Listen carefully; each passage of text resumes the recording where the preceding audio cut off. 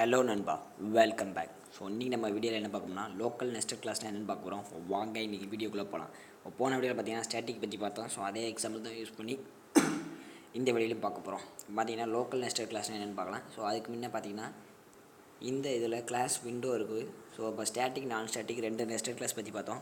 இப்போ இந்த ரெண்டு கிளாஸில் என்ன பிரச்சனை பார்த்தீங்கன்னா நம்மளால் வெளியே இருந்து டேரெக்டாக அசஸ் பண்ண முடியும். ஸோ டேரெக்டாக டோரோட ஆப்ஜெக்ட் எப்படி நம்ம அசஸ் பண்ணிக்கலாம். ஸோ நம்மளுக்கு அந்த மாதிரி அசஸ் பண்ணக்கூடாது. இந்த கிளாஸ் விண்டோ பார்த்தீங்கன்னா எனக்கு கம்ப்ளீட்லி இந்த கிளாஸ்க்குள்ளே மட்டும் தான் நான் அசஸ் பண்ணிக்கணும். எனக்கு இந்த மெத்தட் வந்து ப்ரைவேட் மாதிரி இருக்கணும் அப்படின்னு நினைக்கிங்கன்னா ஸோ இந்த கிளாஸு சரி அப்படின்னா இந்த கிளாஸை ஒரு ஃபங்க்ஷனுக்குள்ளே நம்ம டிக்ளேர் பண்ணிக்கலாம்.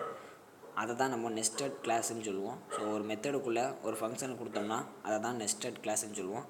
ஸோ இப்போ பார்த்தீங்கன்னா இந்த நெஸ்டட் கிளாஸை நான் விண்டோவை இந்த பட்டனுங்கிற கிளாஸ்க்குள்ள மெத்தடுக்குள்ளே நான் கொடுக்க போகிறேன். இதை காப்பி பண்ணிக்கிறேன்.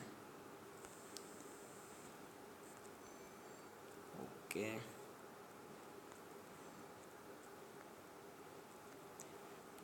காப்பி பண்ணிக்கலாம். ஐயோ, ஒவ்வொரு கர்லி பிரேஸை விட்ருவோம். ஸோ அது வந்து அந்த கிளாஸ்க்கு க்ளோஸ் பண்ண முடியுது. கட் பண்ணிடுவோம். ஸோ கட் பண்ணி பார்த்தீங்கன்னா நான் இதை இந்த மெத்தடுக்குள்ளே நான் பேஸ்ட் பண்ண போகிறேன். ஸோ இந்த கிளாஸ் பார்த்தீங்கன்னா இந்த மெத்தடுக்குள்ளே மட்டும் தான் நம்மளால் அசஸ் பண்ண முடியுமே தவிர வெளியே இருந்து அசஸ் பண்ண முடியாது. இப்போ பார்த்தீங்கன்னா ஸோ அந்த ஸ்டாட்டிக் நான் ஸ்டாட்டிக்கில் பார்த்த மாதிரி இந்த விண்டோவில் பார்த்தீங்கன்னா இந்த டோரில் இருக்க இன்ஸ்டன்ஸ் வேரியபிள் ஸ்டாட்டிக் வேரியபிள் எல்லாத்தையுமே அசஸ் பண்ண முடியும். நம்மளுக்கு எந்த பிரச்சனையும் இருக்காது. ஸோ நாங்கள் பார்த்தீங்கன்னா பட்டன் ப்ரெஸ்ஸுங்கிற இன்ஸ்டன்ஸ் வேரியபிள் டோரோட இன்ஸ்டன்ஸ் வேரியபிள் அசஸ் பண்ணியிருக்கேன். நம்மளுக்கு எந்த ப்ராப்ளமே வராது. பட் இப்போது இந்த இதுக்குள்ளே இருக்க வேரியபிள் எது நம்ம அசஸ் பண்ணோம்னா இந்த பட்டனுங்கிற கிளாஸ்க்குள்ளே ஆப்ஜெக்ட் க்ரியேட் பண்ணி நம்ம அசஸ் பண்ண முடியும். ஸோ இப்போ பார்த்தீங்கன்னா இதுக்கு நான் ஆப்ஜெக்ட் க்ரியேட் பண்ணுறேன்.